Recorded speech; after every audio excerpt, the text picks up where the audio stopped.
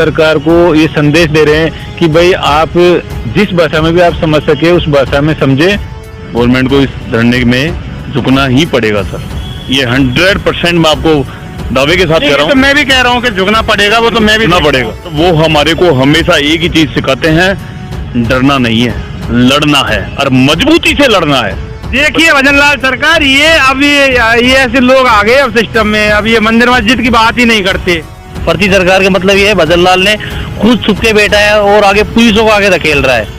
जब तक ये पुलिस प्रशासन का दबाव नोटिस वगैरह दे रहे हैं कि आप यहाँ से सत्याग्रह से उड़ जाओ और धरना खाली कर दो, कि जनता को, गरीबों के बच्चों को मार मार के मुआवजा दिए जाओ, क्या मौत के बदले उन अधिकारियों को मौत दे सकती है सरकार? या का कानून या की विधि नहीं दे सकती ना। ये शहीद स्मारक पर अभी हम खड़े हैं, ये शहीद स्मारक है, शाम का समय और ये जो वक्त है वो आपको दिख रहा है और ये लाइट वगैरह की थोड़ी सी प्रॉब्लम दिक्कत रहेगी। इन्वेस्टिगेशन मीडिया इन गरीब चैनल है ये शहीद स्मारक है। यहाँ कुछ लोग बैठे हैं और ये जो लोग बैठे हैं ये जस्टिस इंसाफ के लिए बैठे हैं। जो पिपलौदी में जो भ्रष्ट स्कूल के अंदर जो हमारे साथ भविष्य, देश का भविष्य दफन हो गए थे, दब के मर गए थे, अब वो कभी नहीं आएंगे, तो उनके इंसाफ के लिए एक सत्याग्रह हो रहा है। जो क्रांतिकारी नरेश मीणा, उसको सरकार से इंसाफ की बात करते हैं और उसके बाद ये जो लोग हैं, ये जो इंसानियत जिनके अंदर भरी है वो लोग हैं, वो नरेश मीणा के साथ खड़े हैं। बोले भाई साहब आप खड़े रहो और फिर हम खड़े हैं और इन सब के पीछे फिर हम इन्वेस्टिगेशन मीडिया भी खड़ी है। ये मीणा समाज के थे, यहाँ डिम्पल मीणा के इंसाफ का आंदोलन, दादी वगैरह सब यहीं थे, हमने काफ़ी लड़ाई लड़ी, युवा मित्र वगैरह बहुत सारी चीज़ होती हैं, हमने कवर किया है और आगे भी कवर करते रहेंगे। तो देखिए हम बात करते हैं, हम आम जो जनता से बात, क्योंकि नेता ने तो मुँह पे वो लगा रखा है, मास्क के मौन धारण है, तमाम पत्रकार आके और वो इंटरव्यू वो लिखित में चल रहा है, तो हम परेशान नहीं कर सकते एक बेचारा आदमी जो, हालांकि वो थप्पड़ मारा था कलेक्टर के, वो अलग सीन है, लेकिन अब बेचारा इसलिए बोलेंगे कि ना वो खा रहा ना पी रहा और मुँह पे वो बोल भी नहीं रहा, और उसके बाद फिर उससे हम बोले नरेश जी आपका क्या मामला, लिख के वो देखो हमारे गणित नहीं खाती। सवाल ये है कि अभी तक नहीं मिला, 6 दिन पूरे हो गए, आज सुबह 6वां दिन चला था और अब शाम को 6वां दिन निकल गया। बिल्कुल, आज जो भाई साहब ने जो सत्याग्रह की जो शुरुआत करी थी वो इन बच्चों की न्याय के लिए शुरुआत करी थी और आज मौन व्रत के साथ में वो आमरण अनशन पर है और आज 6वां दिन है और यहाँ लोग बाग जो समर्थक है कंटिन्यू वो भी आ रहे हैं और भाई साहब के साथ मजबूती से खड़े हैं। लेकिन अभी तक सरकार के द्वारा कोई भी जनप्रतिनिधि यहाँ पर नहीं आया और सरकार की तरफ से कोई प्रस्ताव भी उन बच्चों को लेकर सरकार की तरफ से कोई नुमाइंदा नहीं पहुँचा।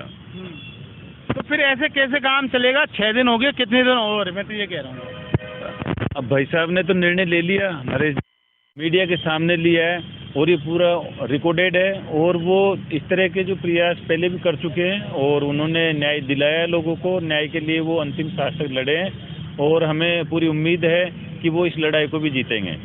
सरकार को झुकना पड़ेगा, न्याय मिले नहीं मेरी अर्थी उठेगी। बिल्कुल, बहुत देखिए बहुत तगड़ा डिसीजन नरेश मीणा इसी वक्त जो लिया इस धरने पर, तो ऐसे में मामला बहुत सेंसिटिव हो जाता है। देखिए कि एक इंसाफ के लिए नरेश मीणा बैठे हैं और भगवान ना करे कुछ ऐसा हो जाता है तो फिर तो सरकार को अपनी हठधर्मिता से ऊपर उठ के उन बच्चों के परिजनों के बारे में विचार करना चाहिए और जो सत्य की लड़ाई लड़ रहे हैं श्री नरेश जी, जो बिल्कुल मौन धारण कर रखे हैं, जिनको लोग उग्रता के नाम से जानते थे, भगत सिंह के नाम से जानते थे, आज वो बिल्कुल गांधीवादी तरीके से सरकार को ये संदेश दे रहे हैं कि भाई आप जिस भाषा में भी आप समझ सके उस भाषा में समझे, मैं उस रूप को धारण करने के लिए तैयार हूँ। लेकिन न्याय दे दो, इंसाफ दे दो, जैसा नरेश मीणा से जो चाहिए सरकार ले लो आप तो, बिल्कुल, लेकिन इंसाफ दे दो। जैसे वो ऋषि मुनि थे, दादी से बोले हड्डियां दे दी लड़ने के लिए, लेकिन मतलब इंसाफ की बात हो। मुकेश शर्मा इंसाफ के लिए आप भी बैठे हो, तो हम ये कर रहे हैं कि इन्होंने जो बताया और ऐसा देखा है, हालांकि हमारे कैमरे में वो चीज़ नहीं है क्योंकि हम तो होते ही नहीं हैं, हम तो बहुत पीछे होते हैं, रात में होते हैं। वो सरकार ऐसी हठ धर्मिता क्यों कर रही है? माई बाप इन सरकार तो तो माँ बाप अगर हट धर्मता जो करते हैं ना, वो तो बच्चे करते हैं। बच्चों का काम है हट धर्म, मुझे ये खिलौना चाहिए, नहीं रूस गया हट। लेकिन अगर सरकार यानी कि माँ बाप ही अगर हट धर्मिता करने लगेंगे, जिद करने लगेंगे, तो घर कैसे पनपेगा? अब देखो, ये तो सरकार को सोचना चाहिए। हमारे मजबूत लीडर है नरेश भाई। सरकार ने तो सोच लिया ना हट धर्म। हम अपन तो बात कर रहे हैं, अपन पढ़े लिखे युवा है ना, समझदार है। अपन ये मान के चलिए सरकार ही तो माँ बाप है हट धर्मता कर रही है, वो क्या सोचेगी? उसने तो सोच लिया, कर लिया जिद बहस। घर कैसे चलेगा, कैसे पनपेगा घर? घर तो कैसे पनपेगा? अभी ये भी आपको पता है, सारे हम कार्यकर्ता सब भाई साहब के साथ यहाँ पे बैठे हैं धरने पे। कंटिन्यू दिन आपके सामने 6 दिन हो गए भाई साहब को अनशन पे बैठे, ना तो कुछ खा रहे हैं, क्योंकि अनशन आप जानते हो क्या होता है। हाँ, अच्छी तरह आप जानते हो अच्छी तरह। आपके चैनल के माध्यम से मैं बताना चाह रहा हूँ गवर्नमेंट को, जैसे अभी भाई साहब ने बताया, कमलेश जी ने, ये हमारे बड़े भाई साहब हैं, गवर्नमेंट को इस धरने में झुकना ही पड़ेगा सर। ये 100% मैं आपको दावे के साथ कह रहा हूँ। तो मैं भी कह रहा हूँ कि झुकना पड़ेगा, वो तो मैं भी झुकना पड़ेगा, क्योंकि जो हमारा लीडर है नरेश भाई साहब, वो इतने पावरफुल और इतने मजबूत हैं, और वो हमारे को हमेशा एक ही चीज सिखाते हैं, डरना नहीं है, लड़ना है, और मजबूती से लड़ना है, स्ट्रॉन्ग पावरफुल तरीके से लड़ना है। हमेशा ये सिखाते हैं हमारे को। पढ़ लिया संविधान है ना। देखिए भजनलाल सरकार, ये अभी ये ऐसे लोग आ गए अब सिस्टम में, अब ये मंदिर मस्जिद की बात ही नहीं करते, और ये धर्म इसकी बात नहीं करते, ये सीधा बोलते हैं जो संविधान में जो लिखा है और जो सिस्टम में लिखा है और क्या करना चाहिए। अब ऐसे लोग अब सामने आ गए सब। बहुत बढ़िया, अच्छा लगा हमें कि हमारे राजस्थान में ऐसे युवा हैं कि इन्होंने मैसेज दे दिया कि डरना नहीं है। दोबारा और बोल दो। देखो, सबसे बड़ी चीज तो क्या है, आज गवर्नमेंट कर क्या रही है, इंसानों की तुलना, जो बच्चे मर गए हैं, क्या दिए बच्चे मर गए उसमें? बकरियां दी है। तो क्या मनुष्य की तुलना जानवरों से होने लग गई? और ये कब तक सहेगा? सब कब तक सहेंगे राजस्थान? ये बताओ, कब तक राजस्थान, कब तक इंडिया सहेगा? मैं तो ये कह रहा हूँ, मैं नरेंद्र मोदी जी को भी टैग कर रहा हूँ इस आपके चैनल के माध्यम से। मोदी जी, आज आपका बर्थडे भी है, आप थोड़ा सा सोचिए, जो मासूम बच्चे मरे हैं उनकी आप तुलना कर रहे हो बकरियों से, बकरियां दे रहे हो मुआवजे में, भजनलाल सरकार बकरियां दे रही है। आप सोचिए, बकरियां देके आप क्या साबित करना चाहते हो? क्या इंसान जानवरों के मुताबिक है? बकरियां देके साबित करना नहीं चाहते, बकरियां देने से साबित हो गया राजस्थान में बकरी सरकार का राज। ये आपका नाम क्या है बताओ? मेरा नाम विजेंद्र मीना है। हाँ, तो ये साबित तो हो गया बकरी सरकार हो गई पर्ची सरकार से। ये पर्ची सरकार ही है जो इतना अनशन कर रहे हैं, इतना वो धरने में बैठे हुए हैं, फिर भी सरकार झाँक नहीं रही, कुछ भी नहीं कर रही, और आगे पुलिसों को आगे खड़ी कर रही है। पर्ची सरकार का मतलब ये है, भजनलाल ने खुद छुप के बैठा है और आगे पुलिसों को आगे धकेल रहा है। अगर उसमें जब भजनलाल सरकार डरती है, पुलिस को आगे करती है, हमेशा आगे करती है। अब हमेशा पूरा पुलिस का पावरफुल पे बैठा हुआ है, यहाँ पे आगे पुलिस बैठी हुई है, आगे बढ़ने नहीं दे रहे हमें। भजनलाल को पता है कि अगर ये नरेश भाई साहब अगर आगे पहुंच गए ना, और जिस दिन वो घेराव कर लिया ना, तो भजनलाल से ऊंची सरकार रहेगी, वो भी नीचे बैठ जाएगी। इसलिए भजनलाल पुलिसों को आगे कर रही है। जब सरकार डरती है, पुलिस को आगे करती है। पुलिस को आगे किया भी था, और उस दिन हमने भी तमाशा देखा और दुनिया को दिखाया भी था, लाइव टेलीकास्ट चलाया था। भैया आप भी आ जाओ, एक बार दो शब्द देखिए, जनता का चैनल है, तो हमारा तो जो दायित्व है ना, वो हमेशा जनता के प्रति रहता है, और हम जनता के प्रति जवाब देंगे। लोकतंत्र में चौथा स्तंभ में तथाकथित कोई दर्जा वर्जा नहीं है, 3 ही है, न्यायपालिका, कार्यपालिका और व्यवस्थापिका। बाकी ये कहते रहो लोकतंत्र चौथा स्तंभ, बाबा साहब ने बोला कोई स्तंभ नहीं है, इसलिए हम तो नहीं कहते, तथाकथित है। और यूट्यूब छोटा मोटा कोई वैल्यू नहीं है मतलब, लेकिन हमें इस व्यक्ति की वैल्यू पता है। ये हमारे राजस्थान का युवा है, हमारे हिंदुस्तान का युवा है, हमें इसकी वैल्यू का पता है, इसलिए हम इससे बात कर रहे हैं। कब तक बैठे रहोगे भैया?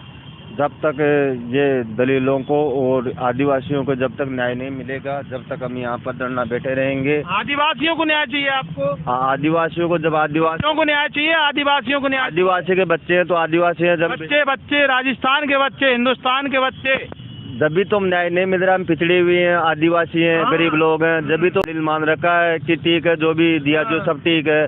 तो इतनी बच्चों को अगर वो अक्सम सरकार की लापरवाही से, अगर जब भी पहले स्कूल थी तो स्कूल में जब भी अगर कोई भी वो थी दिक्कत, तो पहले उनको विकास करना चाहिए, वहाँ पर देख रेख करना चाहिए। तो उसकी लापरवाही की वजह से स्कूल गिरी, तो बच्चे के हादसे में सरकारी तो दोषी है, और कौन दोषी रहेगा? हाँ, मतलब ऐसा नहीं है कि हमारा घर गिर गया, इसके अंदर बच्चे मर गए, फिर हम मुआवजा मांग रहे हैं। आपके सरकारी सिस्टम में स्कूल के अंदर बच्चे मरे तो इसलिए मुआवजा मांग रहे हैं। और उनमें जो भी टीचर थे तो उनका क्या दोष था टीचरों का? जो टीचर थोड़ी बनाने आते हैं, वो तो कोई महीने से महीने के लिए कोई नई ड्यूटी है, नई ज्वाइनिंग है। जब से पहले से क्या पता कौन से राज्य के अंदर कांग्रेस में या बीजेपी में जो स्कूल बनी थी, वो जब से वो स्कूल चल रही थी तो उसके अंदर जो भी अधिकारी जाते थे तो जो भी सरकार से मांगते थे उनको पता नहीं था कि मिलता था या कोई बजट मिलता था या बीच में लोग अधिकारी खा जाते थे, जो भी है जो, लेकिन सरकार दोषी है इसके अंदर। बिल्कुल सरकार दोषी है। और श्रीमान जी बात ये है यूट्यूब के चैनल से कि जब तक बैठे रहेंगे, अगर हमारे को अगर न्याय नहीं मिलेगा तो नरेश भाई अनशन पे बैठे हैं, अन्न त्याग रखे हैं।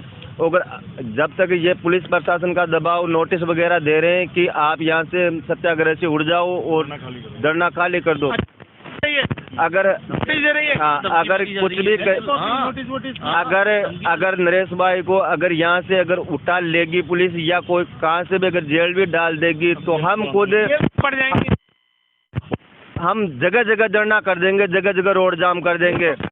तो बड़ी बात इस वक्त की ये है कि सरकारी पन्ने से सरकारी परवाना आ गया कि नरेश मीणा या तो यहाँ से खड़ा होके चला जाए सेना को लेके, वरना फिर सरकार कुछ स्टैंड लेगी। लोकतंत्र में क्या वाकई यही सब कुछ होता है? अगर सरकार को लगता है तो हमें नहीं लगता कि ऐसा होता है, और अगर इसके बाद अगर ऐसा होता है तो इसे फिर तानाशाही कह सकते हैं और गुंडागिर्दी कहने से इनकार भी तो कैसे कर सकते हैं। लोकतंत्र में तो बैठने का तो अधिकार है। एक आदमी चुपचाप मोपट मतलब टेप लगाकर, यानी मौन धारण, वैसी वाली टेप नहीं, उससे भी अगर बैठने नहीं दे रहे हैं तो फिर दिक्कत है, और दिक्कत आना लाजमी भी है। बाकी राजस्थान में ये राजतंत्र स्थापित हो गया लोकतंत्र की जगह, तो ये वाकई एक दुर्भाग्य है हमारे संविधान के लिए और भारत देश के लोकतंत्र के लिए भी। हम लगातार बात कर रहे हैं, एक भैया उधर भी बैठे हैं, अंधेरा हो रहा है, भैया इधर आना एक बार, आप इधर बैठे हैं, एक और बैठे हैं, ये देखिए, अरे ये तो राकेश आमजन, अरे भैया जानने वाली बात नहीं है, अंधेरा हो रहा है, हमने आपको पहचाना नहीं, ऐसे क्यों बात करते हो? जानते हैं, देखिए हमारे पास वो लाइट का फोकस पड़ नहीं रहा था। नहीं आपको जानते हैं हम, राकेश आमजन आपका नाम है, जनपीड़ा गलता जी, लेकिन अंधेरे में बैठे हो आप। ये पुरानी यादें, तो वो हमें शकल नहीं दिख रहा, क्यों इशू बना रहे हो चैनल पर? ये इशू की बात थोड़ी है, नहीं पता भैया बोल रहे हैं हम तो अंधेरे में कि राकेश आमजन है। देखिए इन्होंने ये कहा वो सरकारी लेटर पन्ना विल गेट आउट, नहीं तो हम ऐसा कर देंगे। आपने भी सुना ही होगा, देखिए संविधान लोकतंत्र के रास्ते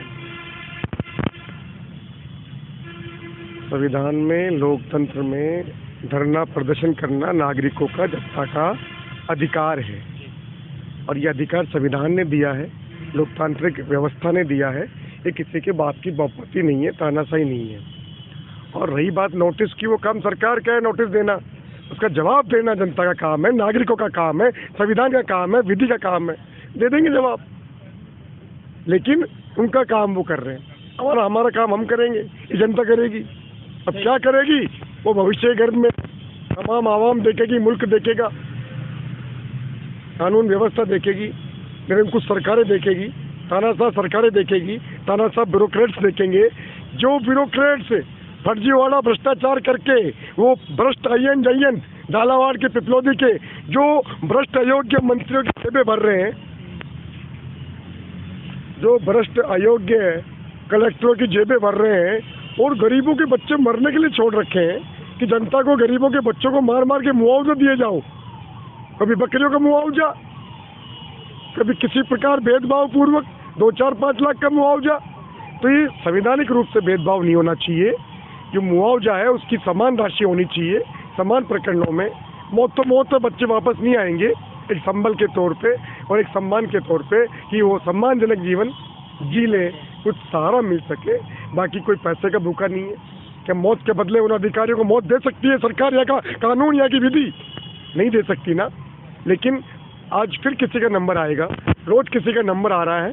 तो हमारे ये समझ में नहीं आ रहा है, वसुंधरा राजे जी का झालावाड़, राजस्थान की पूर्व CM, उनके बेटे अनेक बार सांसद, उनकी माताजी अनेक बार केंद्रीय मंत्री, उनके पिताजी राजनीतिज्ञ रहे, उनके भाई केंद्रीय मंत्री रहे, पीएम के दावेदार रहे, उनकी बहनें मंत्री रही एमपी में।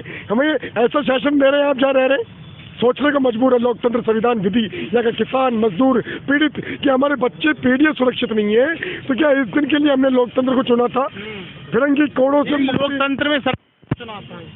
जिस लोकतंत्र में सरकार को ही चुनते हैं, सरकार को भी नहीं चुनते, एक प्रतिनिधि को चुनते हैं हम एमपी एमएलए के तौर पे, जो हमारे अधिकारों की रक्षा करेगा, हमारी पीड़ा के समय, दर्द के समय, दुख के समय हमारी मदद के लिए आएगा, जुल्म के समय, अत्याचार के समय। लेकिन ये तो सरकारों के मंत्री जुल्म कर रहे हैं, उनके अफसर जुल्म कर रहे हैं और उनकी सुध लेने वाला कोई नहीं है। ये तमाम इस प्रकार की घटनाएं होती है जब हम बात कर रहे हैं कि भारत एक विश्व शक्ति बन रहा है, तीसरे पे आ गया, दूसरे पे आ गया, हम लाहौर जीत गए, पाकिस्तान जीत गए। तो बारी बारी ये फूल पंजा, फूल माड़ा सापा हल्ला जाम, इससे गरीब को न्याय नहीं मिलेगा।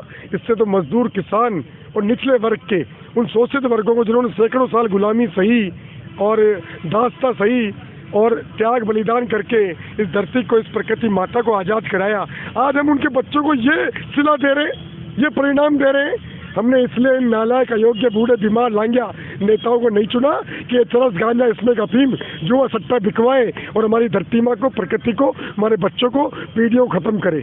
पिपलौदी, झालावाड़ कलंक है वहाँ के नेताओं के लिए, वहाँ के अफसरों के लिए। और इससे सबक लेकर तत्काल उस कलेक्टर को सस्पेंड करना चाहिए, उस एसडीएम के खिलाफ कार्रवाई करनी चाहिए और ऐसी सजा देनी चाहिए कि पूरे देश में एक प्रेरणा स्रोत सजा हो वो ब्यूरोक्रेसी में इन भ्रष्ट अफसरों के लिए, और सुशासन की ओर वो सजा का कदम जाए। उससे पूरे तमाम देश में जब भी भ्रष्टाचार करे, गलत अप्रूवल दे, फर्जी निर्माणों को, फर्जी सड़कों को, फर्जी बिल्डिंगों को, फर्जी पुलों को, नजीर बन जाए वो नजीर होगी, वो दृष्टांत होगा सरकार के सुशासन का।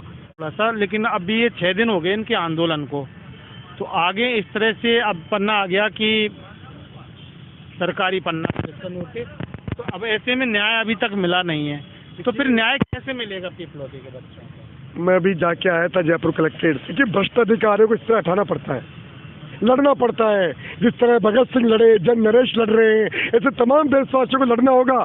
ऐसे भ्रष्ट तहसीलदारों को हटाना होगा, चाहे वो किसी भी जाति के हो। उनकी कोई जात नहीं है। जो भ्रष्ट है, बेईमान है, अयोग्य है, अपने देश से गद्दारी करे, अपने मिट्टी से गद्दारी करे, अपनी इंसानियत से, मानवता से गद्दारी करे, भेदभाव करे शोषितों के साथ, पीड़ितों के साथ, और उन्हें दुख दर्द दे, उनके बच्चों को मारे, उनकी बेटियों को मारे और भ्रष्टाचार को पनपाए, भूमाफिया को पनपाए, भ्रष्ट नेताओं को पनपाए, तो इनको जो भी संरक्षण देगा वो लोकतंत्र, संविधान का दोषी है, भारत देश का दोषी है, यहाँ के नागरिकों का दोषी है, वो इस देश का शत्रु है, जयचंद है, गद्दार है। देखिए, सारी चीज़ें सही हैं, लेकिन फिलहाल ये है कि संविधान में, लोकतंत्र में बच्चे अगर एक सरकारी स्कूल के अंदर अगर दब के मरे हैं, सवाल भजनलाल सरकार से है।